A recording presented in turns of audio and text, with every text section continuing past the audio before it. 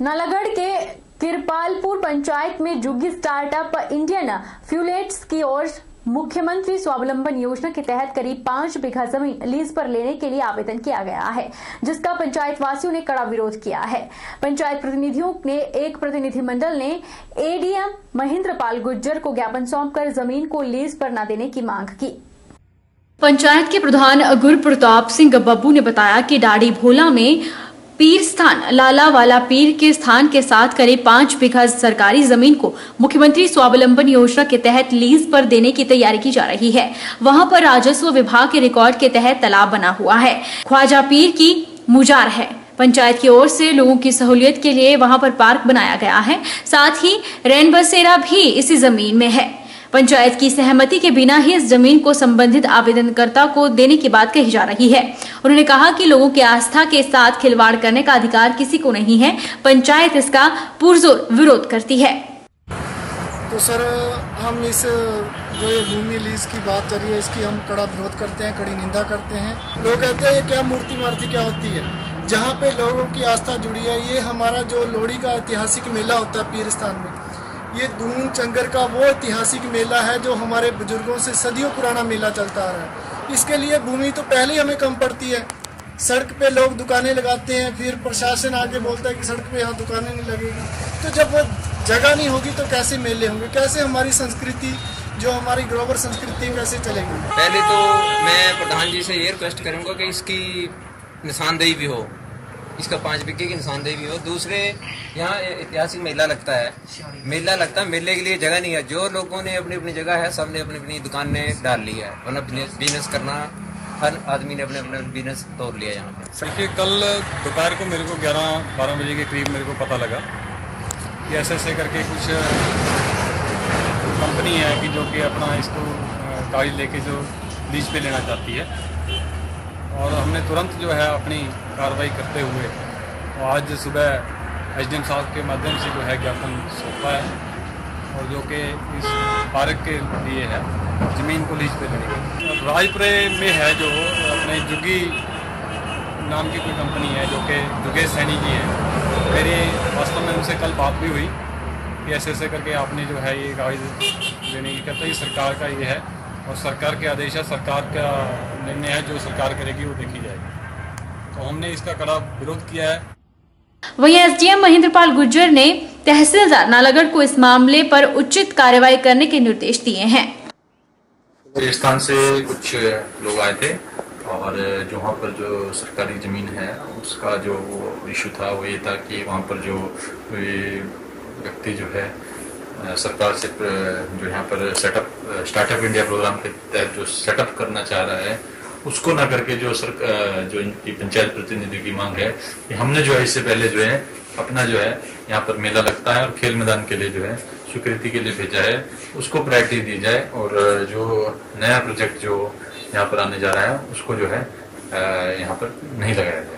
सुंदरनगर स्थित एक निजी होटल के मैनेजर के साथ नशेड़ियों द्वारा देर रात बदसलूकी करने का मामला सामने आया है।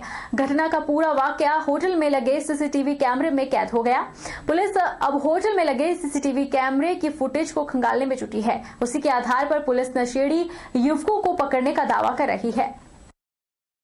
सुंदरनगर में नेशनल हाईवे 21 पर पुराना बस स्टैंड के पास निजी होटल में देर रात 4 नशेड़ी युवक घुस गए और वहां पर मौजूद मैनेजर के साथ बदसलूकी पर उतर आए। काफी देर तक मैनेजर के साथ बदसलूकी और गाली गलौज करते रहे और मैनेजर को होटल से बाहर निकलने की धमकी देते रहे। घटना का पूरा वाकया होटल में लगे सीसीटीवी कैमरे में कैद हो गया है। कुछ ही देर में होटल मालिक भी होटल पहुंचा तो उन्होंने मामले की सूचना सुकेत व्यापार मंडल के संयोजक सुरेश कौशल को दी। उन्होंने घटना की सूचना पुलिस थाना सुंदरनगर को दी। वहीं मौके पर पहुंचकर पुलिस जांच में जुट गई है। पुलिस अब होटल में लगे सीसीटीवी कैमरा की फुटेज को खंगालने में जुटी है। उसी के आधार पर अब पुलिस इन नशेड़ी युवकों को पकड़ने का दावा कर रही है। कल रात 8:30 या 9 बजे के करीब हमारे व्यापारी भाई जो कुमार होटल के मालिक हैं, शॉप नंबर 293, रात को अज्ञात जो नशेड़ी हैं उन्होंने होटल के जो मैनेजर हैं उनके साथ बहुत बदसलूकी, बहुत उन्हें मारने की कोशिश की। तो हमें सुबह ही इसके बारे में पता चला और हमारी सुकेत व्यापार मंडल की टीम अपने व्यापारी भाई के साथ खड़ी है और हमने पुलिस प्रशासन को भी कहा है कि जितने भी ये नशेड़ी लोग हैं और आगे की जो नई जनरेशन है इन पे लगाम कसा जाए। पुरानी पेंशन बहाली के लिए सरकार जल्द से जल्द ठोस कदम उठाए, अन्यथा कर्मचारी पेंशन बहाली के लिए अपने संघर्ष को और तेज करने वाले हैं। ये बात न्यू पेंशन कर्मचारी महासंघ के प्रदेशाध्यक्ष प्रदीप ठाकुर ने कही। उन्होंने पुरानी पेंशन बहाली की मांग को लेकर सरकार को ज्ञापन भी प्रेषित किया। न्यू पेंशन कर्मचारी महासंघ के प्रदेशाध्यक्ष प्रदीप ठाकुर ने कहा कि सरकार लोकतंत्र में यह सर्वे करवाए कि कर्मचारियों को कौन सी पेंशन पसंद है, तो 100% कर्मचारी पुरानी पेंशन बहाली के पक्ष में होंगे और 100% कर्मचारी चाहते हैं कि पुरानी पेंशन बहाल हो। तो सरकार क्यों नहीं चाहती कि पुरानी पेंशन बहाल हो? क्या संसाधनों की कमी केवल कर्मचारियों के लिए है, नेताओं के लिए नहीं? प्रदीप ठाकुर ने कहा कि पुरानी पेंशन बहाली की मांग को लेकर मंडी से लेकर शिमला तक ऐतिहासिक रोड शो किया जाएगा और यह एक विशाल पद यात्रा होगी और सरकार को मजबूर होकर पुरानी पेंशन बहाल करनी होगी।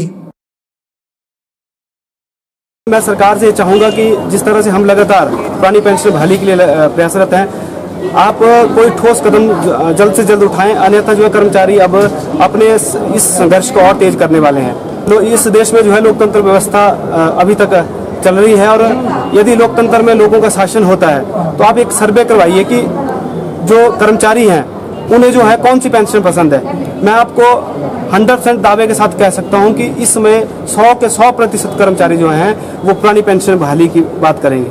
अगर आप इस सर्वे से ये जानेंगे कि 100% अगर पुरानी पेंशन बहाली चाहते हैं कर्मचारी, तो आप क्यों पुरानी पेंशन बहाल नहीं कर रहे? क्या आप लोकतंत्र का मजाक बना रहे हैं, या आप जो है 4-4, 5-5 पेंशनें ले रहे हैं, 4-4, 5-5 लाख पेंशन ले रहे हैं? देश के आप कहते हैं कि देश में संसाधनों की कमी है, प्रदेश में संसाधनों की कमी है। क्या इस देश में संसाधनों की कमी सिर्फ कर्मचारियों के लिए है, आपके लिए नहीं है? अगर आप सत्ता में बैठे हैं, जो नेता लोग हमारे वोटों से जीतकर विधानसभा और संसद में जाते हैं, अगर वो हमारी बात नहीं करते तो हम भविष्य में कुछ ऐसे भी प्लान बनाएंगे कि उन्हें जो है हम अगली बार ना विधानसभा जाने लायक छोड़ेंगे, ना लोकसभा जाने लायक छोड़ेंगे। पुनः अनुरोध करूंगा कि आप हमारी पुरानी पेंशन तुरंत बहाल करें, अन्यथा कर्मचारी अब अपनी मांग को लेकर जाग चुके हैं और भविष्य में जो है इस संघर्ष को और तेज करने वाले हैं। हम मंडी से शिमला तक एक ऐसा ऐतिहासिक रोड शो भी करेंगे और एक ऐसी ऐतिहासिक जो हमारी पद यात्रा होगी जो इस पूरे देश में पुरानी पेंशन बहाली के लिए जो है उस यात्रा के बाद जो है आप लोगों को मजबूरन पुरानी पेंशन बहाल करनी होगी। नूरपुर की पंचायत सदवा गांव बरेट के शेखर पठानिया ने मानवता हित में एक महान कार्य किया है। अभी कुछ दिन पहले ही मरणोपरांत अपने नेत्र टांडा मेडिकल कॉलेज में दान करके नूरपुर में एक मिसाल पेश की है। वैसे तो शेखर पठानिया पेशे से व्यवसायी हैं, पर समाज सेवा कार्यों के लिए हमेशा आगे रहते हैं। उसमें चाहे गांव सुधार हो, गरीबों की मदद हो, गरीबों के लिए कपड़ा बैंक, नशे को छोड़ने में मदद और भी कई अलग अलग सेवा कार्य करते रहते हैं। राजपूत परिवार से ताल्लुक रखने के बावजूद भी शास्त्री में पढ़ाई की और प्रयाग विश्वविद्यालय इलाहाबाद से आयुर्वेद रत्न की शिक्षा ग्रहण करने के बाद 25 साल स्वामी सर्वानंद महाराज के आश्रम में सेवा की। अभी कुछ ही दिन पहले ही मरणोपरांत अपने नेत्र टांडा मेडिकल कॉलेज में दान करके नूरपुर में एक मिसाल पेश की है। समाज सेवक शेखर पठानी ने बताया कि पढ़ाई एक गांव से शुरू हुई है और बुजुर्गों का आशीर्वाद ही है कि यह सब करने में मार्गदर्शक रहा। पिछले दिनों मेरे माताजी कुछ अस्वस्थ थे, मैं उनको दिखाने के लिए टांडा मेडिकल कॉलेज गया तो वहां पर मैंने एक बोर्ड पढ़ा कि यदि आप नेत्रदान कर सकते हैं तो कीजिए। तो मैंने सोचा भाई मृत्यु के पश्चात ये जल जाएंगे तो उसका कोई लाभ नहीं होगा, तो क्यों ना अपने नेत्र जो है वो नेत्रदान बैंक को दे दिए जाएं, ताकि मेरे मरने के पश्चात मेरी इन आंखों से किसी दृष्टिविहीन मनुष्य को रोशनी मिल सके। इसी से प्रेरणा लेकर के मैंने पिछले दिनों अभी 1 सप्ताह पहले ही अपनी आंखें जो हैं वो टांडा मेडिकल कॉलेज में, वहां पर एक बैंक है नेत्र बैंक, उसको दान कर दी। सारी फॉर्मेलिटी मैं वहां पर पूरी करके आया हूं। वक्त तो चला है छोटे से ब्रेक का। ब्रेक के उस पार फौरन लौटेंगे, आप बने रहिए हमारे साथ।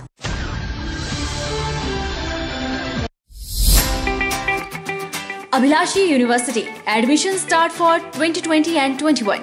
BAMS, D Pharmacy Ayurveda, BSc Honors Agriculture, Diploma in Agriculture, MSc Agriculture, D Pharmacy, B Pharmacy, M Pharmacy, BTech Computer Science and Engineering, PGDCA, MBA, MTech Civil Engineering, Mechanical Engineering, Computer Science and Engineering, 2-year Veterinary Pharmacist Training Course. Also contact for 4-year BA B.Ed, BSc B.Ed, Diploma in Arts and Craft, MA Economics, MA Education, MSc Geology Mathematics, PhD in Geology, Management, Education, Pharmacy, Mechanical and Computer Engineering, BSc Medical Lab Technology, BPT. Contact for admission. Abhilashi University, Chalchowk, District Mandi, Himachal Pradesh.